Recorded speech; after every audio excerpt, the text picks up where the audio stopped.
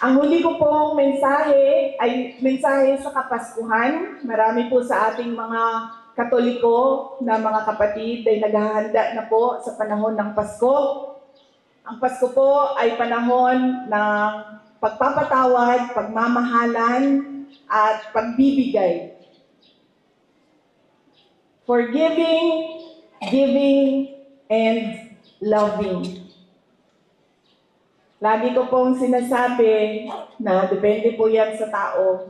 Pero dahil ako ay Vice President, kailangan ko sabihin sa inyo na yan po ang mensahe at diwa ng Pasko. Pero po ako, hindi po talaga ako magpapatawad.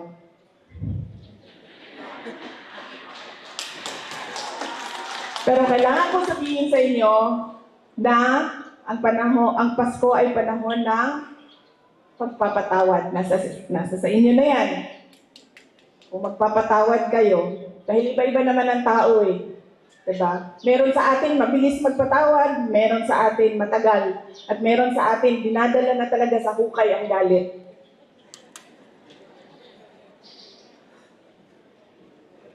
Pagbibigay at pagmamahal. Hindi po kailangan na magara o expensive o lavish ang ating celebration ng Pasko. Dahil po, ang mahalaga po sa Pasko ay hindi po yung kamahal-mahal na lechon. 15,000, 18,000 na lechon, bandehadong daming pansit. Bumabaha ang kanin.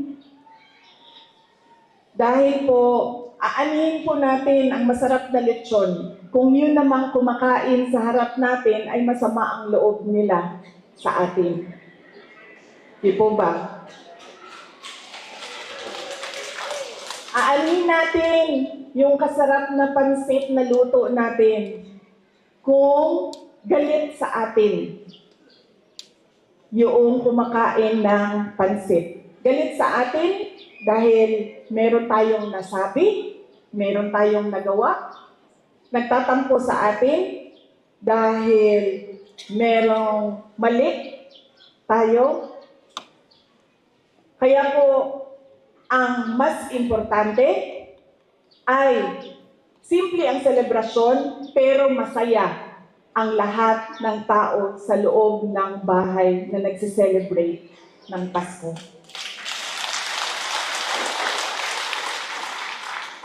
Huwag na po yung mga cake, lechon, pansit, bumabaha, kanin. Ang importante po, masaya sila. Dahil hindi po tama ang Pasko, kumakain sila, pero nandoon yung sakit sa loob ng dibdib nila. Merong dinadala sa damdamin.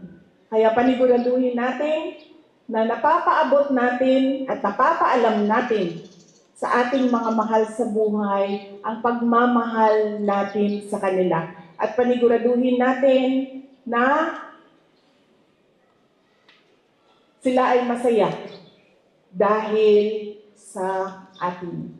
Yan po ang mensahe ko sa inyo ngayong Pasko. Ang pagpapatawad po mahalaga sa mga senior citizens dahil po marami po tayong tampo sa ating mga anak, sa ating mga kapatid. Marami pong daladalang hugot tayo. Kaya napakahalaga din po na pag-isipan natin yan ngayong panahon ng Kapaskuhan. Yan po ang forgiving, giving, and loving. Sana po ay masaya ang inyong Pasko at masagana ang inyong darating na 2025.